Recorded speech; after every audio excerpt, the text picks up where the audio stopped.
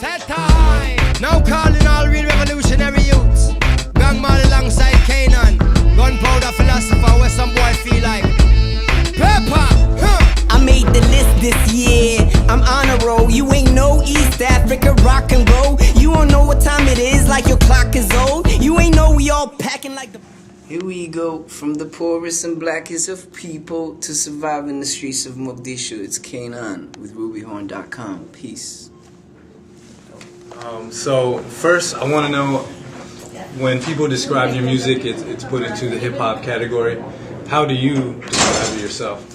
I really don't. I'm not busy with all the genre classifications. Other people tend to be. I just like to make music. I think if it's good, that's one thing. If it's not good, that's another thing. That's my only classification. Okay. And your last album was The Dusty Foot Philosopher, which originally came out in '05, but then it got a bigger re-release last year. And this one is called Troubadour. And can you talk about the because it's kind of a continuation in terms of the themes with the title. Can you talk about the movement on that?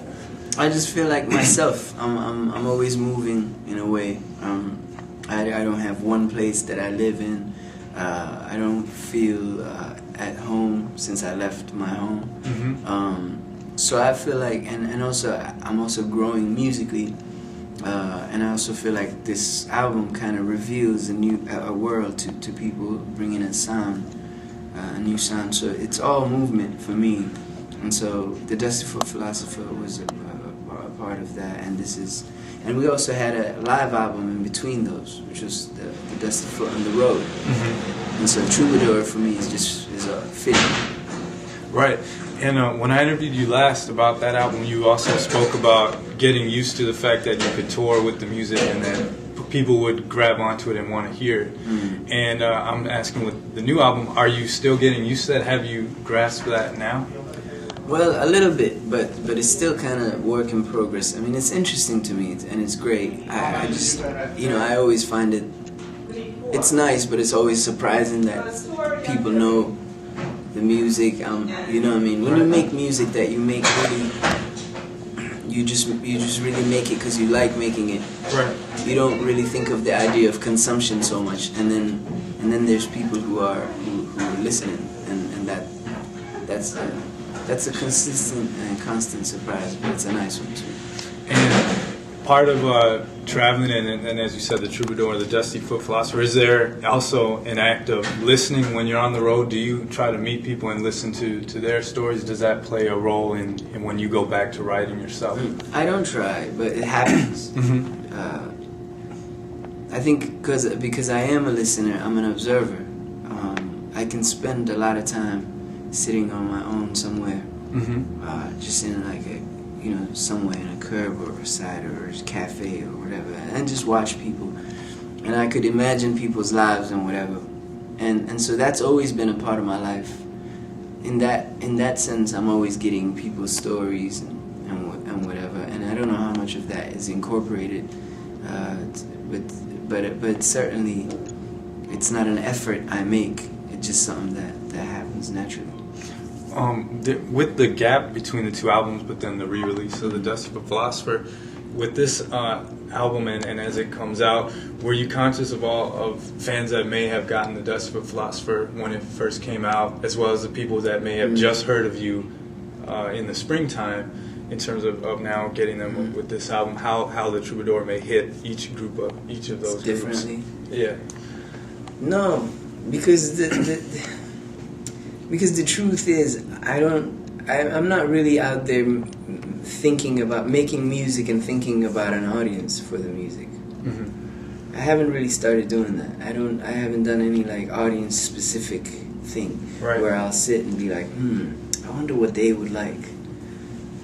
Because it doesn't matter really what they would like. It kind of matters what I would like first. Right. And when I like it, then if they like it too, that's kind of where the moment of the meeting is, the magic is, and that's where I appreciate the audience and they appreciate the music. That's where it is. But I can't make songs thinking about an audience or whatever. And I know that it took a long time too, which is kind of crazy because I know people would think, even myself, I used to think, man, D'Angelo is absurd. He's crazy because he'll release an album and take 4 years to release another one, and that's just what I did now. Right. I didn't know I would do that at all. It's just what comes. Right.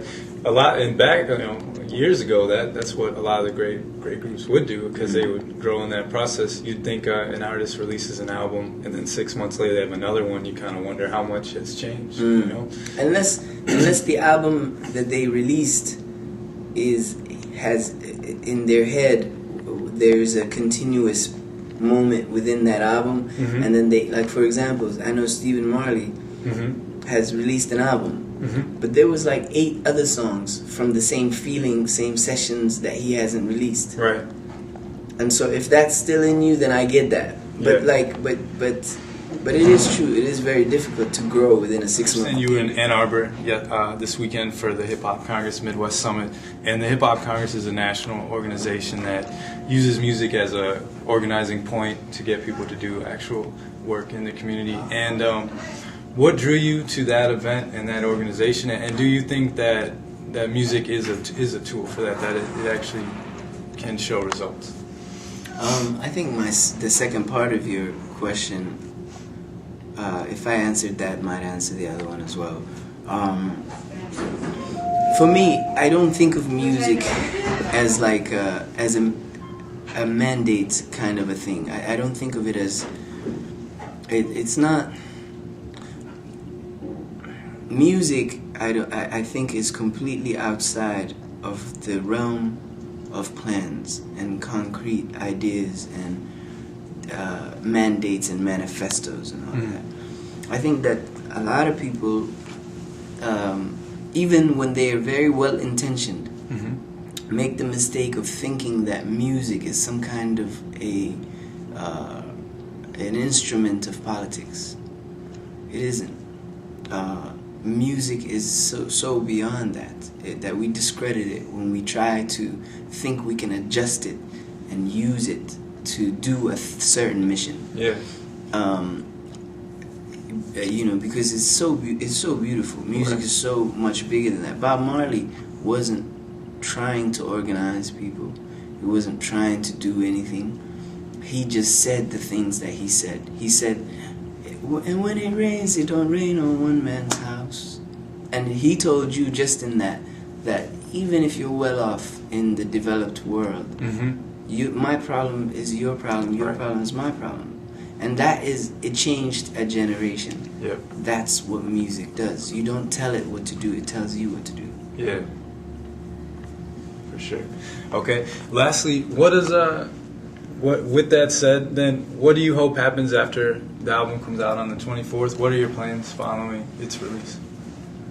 Just touring. I think, my only hopes are, man, that the music gets to the people that need to hear it.